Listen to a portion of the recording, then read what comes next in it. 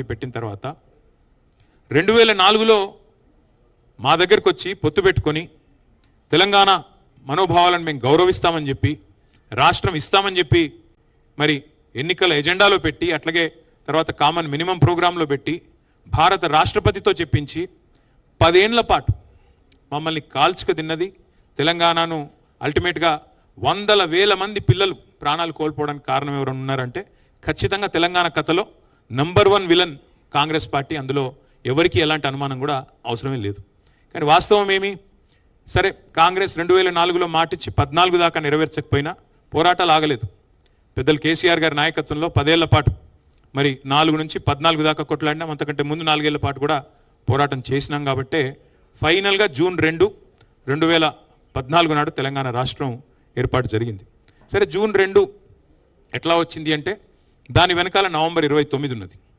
November 29 రోజు కేసీఆర్ గారు కేసీఆర్ సచ్చుడో తెలంగాణ వచ్చుడో అని మొండిగా కూర్చోపోతే, కేసీఆర్ శవయాత్రనో తెలంగాణ జైత్రయాత్రనో అని కూర్చోపోతే ఇవాళ తెలంగాణ రాష్ట్రము లేదు. ఇక్కడ మనకు కూర్చొని మాట్లాడుకోవడానికి పుష్కర కాలం తర్వాత సందర్భం కూడా వచ్చే ప్రసక్తే లేదు. ఒక మొండితనం, ఒక సంకల్పం, ఉక్కు సంకల్పం ఉన్న నాయకుడు కేసీఆర్ గారు. ఇక్కడ అందరూ మీరు జర్నలిస్టులు, విఘ్నులు, పెద్దలు, రాజకీయాలను ఎప్పటి నుంచో చూస్తున్న వాళ్ళు, అవపోసన పట్టిన వాళ్ళు కూడా ఉన్నారు. నేను మిమ్మల్ని సూటిగా ఒకటే అడుగుతా ఉన్నా, భారతదేశ సమకాలీన రాజకీయాల్లో మీరు ఒక్క రాజకీయ నాయకుని చూపెట్టండి నాకు.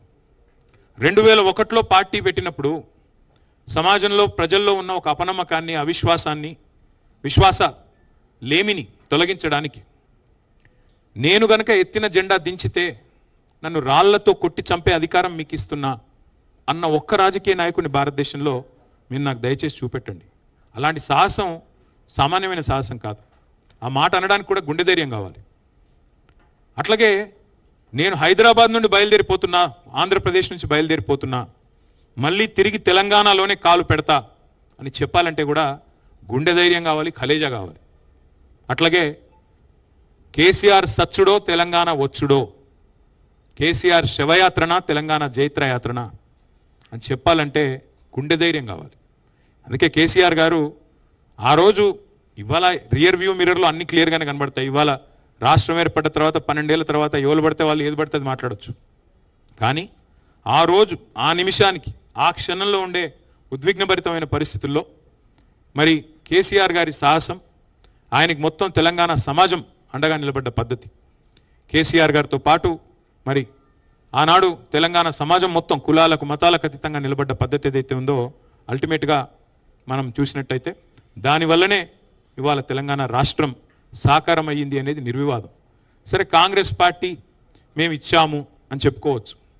ఇవ్వక తప్పని అనివార్యత సృష్టించింది తెలంగాణ ప్రజాశక్తి, తెలంగాణలోని ప్రజా కదలికలు, ప్రజా బాహుల్యం. ఇస్తావా చస్తావా అని చెప్పి కాంగ్రెస్ మెడ మీద కత్తి పెట్టకపోతే తెలంగాణ వచ్చే సమస్య లేదు. ఇది వాస్తవం, మీకు తెలుసు, నాకు తెలుసు. కాబట్టి ఎవరు ఏమి చెప్పినా ప్రజలు మరి అల్టిమేట్గా ఒక నిర్ణయం తీసుకున్నారు. ఏ నాయకుడి నాయకత్వంలో అయితే తెలంగాణ సాధించుకున్నామో ఆ నాయకుడి చేతుల్లోనే తెలంగాణ ఉంటే భద్రంగా ఉంటుందని చెప్పి 2014 మరి జూన్ 2 ఆ రోజు మీకు తెలుసు బ్రహ్మాండంగా కేసీఆర్ గారి నాయకత్వంలో కొత్త రాష్ట్రం ఏర్పడింది, కొత్త ప్రభుత్వం కూడా కొలువు తీరింది. మరి కొలువు తీరిన ఈ ప్రభుత్వం ఆ రోజు మేము ఒక నిర్ణయం తీసుకున్నాం. సరే పోరాటంలో, ఉద్యమంలో 14 ఏళ్ల పాటు జరిగిన మలిదశ పోరాటంలో ఎన్నో త్యాగాలు ఉన్నాయి, ఎన్నో ఉద్విగ్నభరితమైన అనుభవాలు ఉన్నాయి.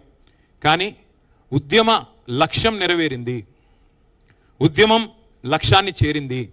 తెలంగాణ రాష్ట్రం కావాలనుకున్నాం, రాష్ట్రం వచ్చింది. వచ్చిన ఈ రాష్ట్రంలో ఇంకా పంచాయతీలొద్దు, ప్రాంతాలుగా విడిపోయిన ప్రజలుగా కలిసి ఉండాలి. ఎందుకంటే ఎన్నో లక్షల మంది సోదరులు ఇతర రాష్ట్రాల వాళ్ళు తెలంగాణలో నివాసం ఉంటున్నారు.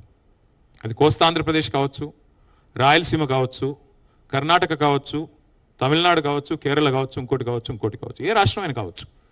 దేశంలోని అంతర్భాగం తెలంగాణ. కాబట్టి ఎవరైనా సరే ఇక్కడికి వచ్చి స్థిరపడ్డ వాళ్ళు, ఇది మా భూమి అనుకున్న వాళ్ళు, భూమిపుత్రులుగా ఈ భూమిని ముద్దాడిన వాళ్ళు, ఈ భూమిని అభిమానించిన వాళ్ళు అందరూ మా వాళ్ళే అనే భావనతో 10 ఏళ్ల పాటు ఎంత ఉద్విగ్నభరితమైన ఉద్యమం, ఎంత ఉద్వేగభరితమైన ఉద్యమం జరిగినా ఒక్కటంటే ఒక్క చిన్న సంఘటన జరగకుండా శాంతి భద్రతల్ని అద్భుతంగా నిర్వహించి బలంగా ఈ రాష్ట్రాన్ని నిలబెట్టిన నాయకుడు కేసీఆర్ గారు.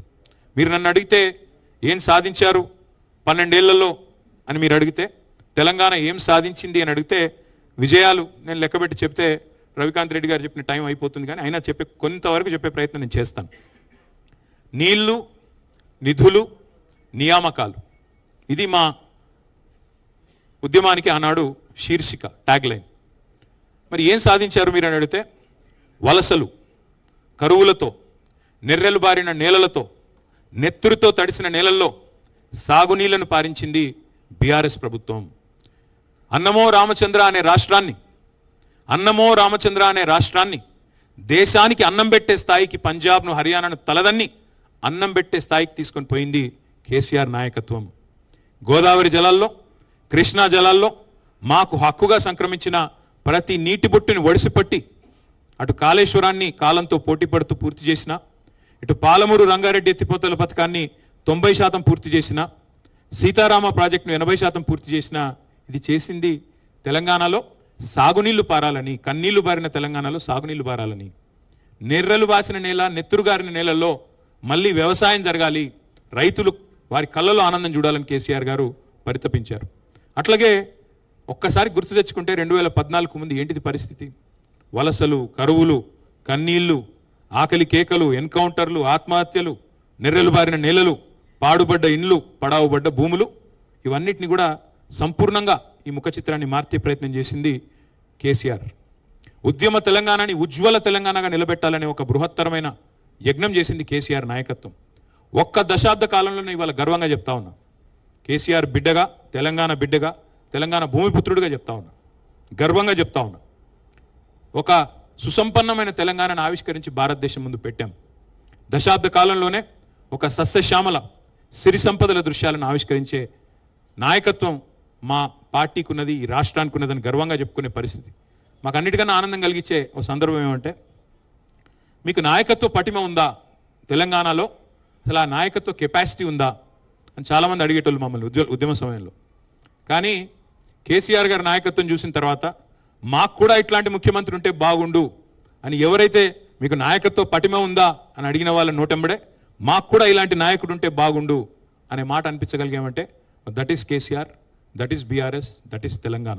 అట్లాగే 1-2 కాదు, ఏమేమిటి నుంచి విముక్తి పొందినాము? నల్లగొండ జిల్లా ఫ్లోరైడ్తో తల్లడిల్లిన జిల్లా, లక్షల మంది బొక్కలు వంకరపోయిన జిల్లా, అంతకుముందు పరిపాలించిన గొప్ప గొప్ప పాలకుల వల్ల, పక్కన కృష్ణానది ఉన్నా కనీసం నీళ్ళు ఇవ్వలేని అసమర్థత వల్ల బొక్కల్లో మూలుగు చచ్చిపోయిన జిల్లా నల్లగొండ జిల్లా. అట్లాంటి నల్లగొండ జిల్లాకి శాశ్వతంగా ఫ్లోరోసిస్ అనే దరిద్రం నుంచి విముక్తి ప్రసాదించింది కేసీఆర్ గారి నాయకత్వం, మిషన్ భగీరథ అనే కార్యక్రమం ద్వారా.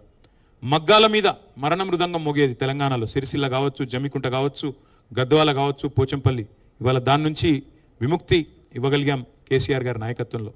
రైతుల ఆత్మహత్యల్లో మహారాష్ట్ర, తెలంగాణ టాప్లో ఉండేది భారతదేశంలో.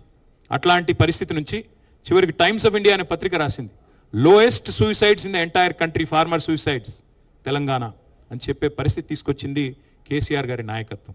అట్లాగే ఏం విప్లవాలు సాధించారు, మీరు ఏం సాధించారు విజయాలు అంటే, దేశానికి అన్నం పెట్టే స్థాయికి పోయాం కదా, పంజాబ్ను హర్యానాను తలదన్ని దేశానికి అన్నపూర్ణగా మారింది కదా ఒక కరువు ప్రాంతం, నీళ్లు లేక తల్లడిల్లిన ప్రాంతం, అంతకంటే గొప్ప విజయం ఏముంటుంది? అట్లాగే కరెంట్ అనేది ఉండేదే కాదు తెలంగాణలో, ఉచిత కరెంట్ అని కాంగ్రెస్ ఏదైతే పెట్టిందో ఉత్త కరెంటే, అది కరెంట్ ఉంటే కదా ఉచిత కరెంట్.